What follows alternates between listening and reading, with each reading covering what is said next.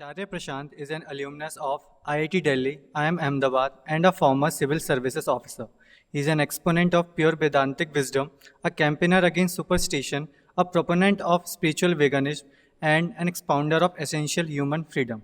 Acharya Prashant teaches 17 forms of Gita and 60 forms of Upanishad, and also the founder of a non-profit organization named Prashant Advait Foundation. He is known as a champion of socio-spiritual awakening in today's world. Sir, it's an honor to welcome you to address to our institute. On behalf of IIM-Nagpur, we thank you for accepting our invitation. Now, we would like to invite Acharya Prashant and the director of IIM-Nagpur, Dr. Maitri, to the stage to greet and felicitate our guest of the evening. Very good evening. We are lucky to have Acharya Prashant ji at IIM-Nagpur campus. He is a great spiritual leader, author of many books. And today all of you know that entire world is facing lot of challenges, issues, social issues. And need of an aware for the entire world is the moral values, spiritual values, civic values. And today, leaders like Acharya Prashant and their spiritual lessons are going to bring the transformation change in this world.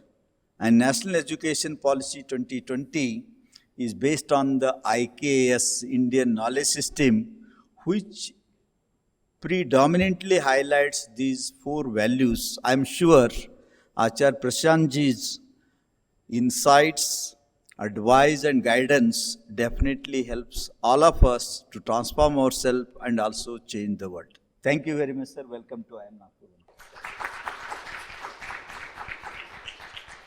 Following our culture, we would like to welcome you through a special living and breathing gift that will live for several decades. A tree on your behalf has been planted at the Trees for Tiger, Sundarban National Park, West Bengal, India.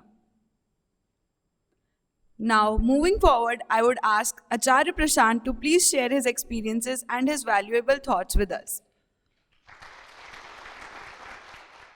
Good evening, sir. My name is Tarun Singh from IIM-Nagpur. Sir, my question is this.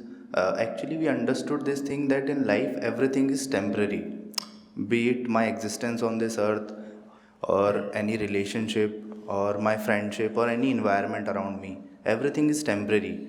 So this thing actually keeps me detached, but at the same time, this thing actually keeps me demotivated to start something new. Because I know that ultimately everything is temporary and everything will go on. So how to start or how to keep myself motivated knowingly that everything is temporary? You see, detachment and compassion come together. If you say you have detachment, there must be compassion alongside. What do I mean by that? What is the one source of the entire misery of this world? If you want to talk of detachment, you will need to talk of anityata. Right? Things are ephemeral. But we take them as permanent. We try to seek not only permanence, but actually timelessness, where it is not. And that leads to the great amount of misery and violence we see all around us. So, you are detached because you can see that things are ever changing, everything is in flux, and it's all a process. There are, in fact, no things either. There is only a stream. Right? I'm coming from the Buddha at this moment. You can see all this.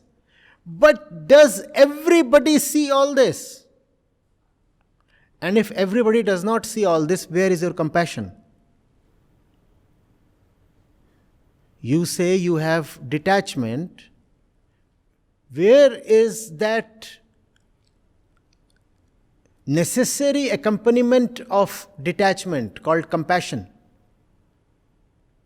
Or is detachment something for just your own benefit?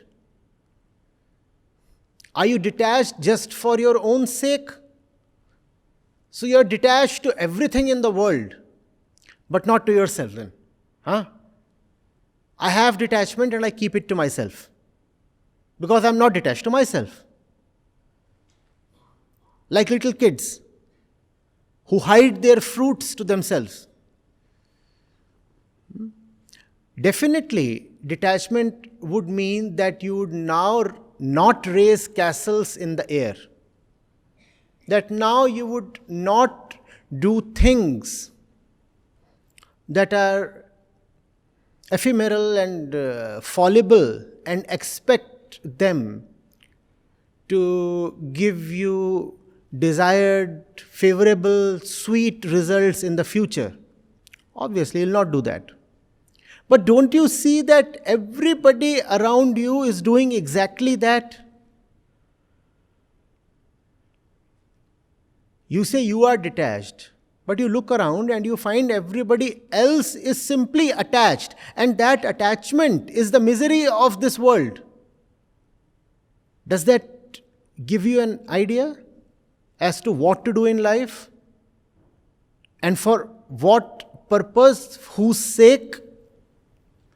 If you do not want to do anything for your own sake, do it for others.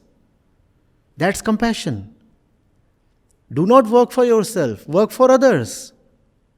And when you work for yourself, your energy is limited because the personal self is limited and false.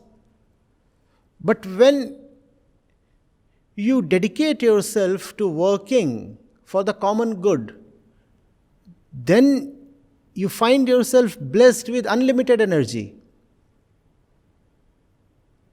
And it's an unending project. So you'll always have something to do. You'll never be able to claim retirement. Which means you will remain, some part of you will remain quite youthful right till your physical end.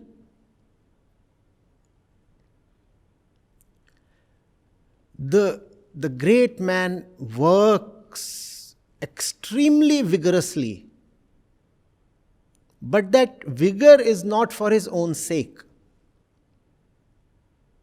That vigor is simply compassion towards everybody.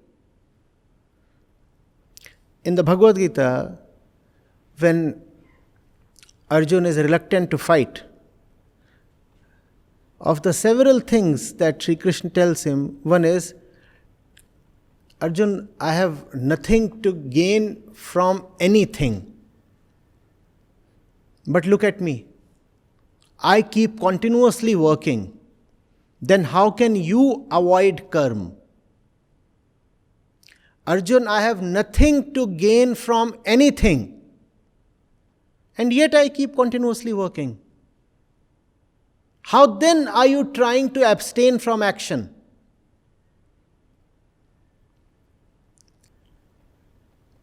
People work so that their own pockets can be filled, so that they can become famous, so that their little small personal self can be made happy.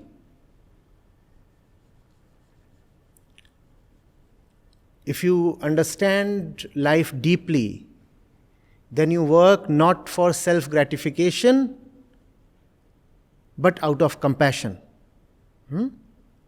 So see what the world needs. And the world needs a lot today. The world might be false to you. It is not false to everybody else. And when the world is not false to people, then people suffer in the world. Do you see this? Who is the one who suffers in the world? Who thinks of the world as something substantial, something true. They suffer. So now you have a project waiting for you. And the project is to bring light to others. The same light that helps you be detached. Why should that light not shine on everybody else? Yes? The power of work without motivation is immense.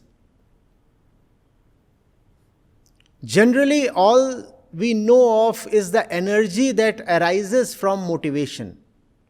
And we think of that energy as huge. No, that energy is petty, very, very limited and small. The energy that arises from motivation. What we do not know of, what is so rarely seen, is immense action without any motive. Motiveless action. Nothing beats that. There is something called a demotivated mind. Then there is something called a motivated mind. And then there is the state of motivelessness. Motivelessness is the state of highest energy. Because you are motiveless, therefore you cannot be frustrated. Because you are motiveless, therefore you cannot be defeated. To be motiveless is in a sense to be desireless. Because you are desireless, therefore you can never be called as failed. And because you are motiveless, therefore your work will never be complete. Desire can be said to have reached its completion when the object of desire is attained. But if there is no object to be desired, then desire is unending. And this is a very special kind of desire, a desire for the immense. And this desire then lends meaning and purpose to life. Now you are after something unending. And the scriptures say when you are after something unending, what you get is immortality. This is then immortality, to immerse yourself in that which never ends. And that can happen only with motiveless action. Motivation you must see as something very, very petty. Am I making myself clear?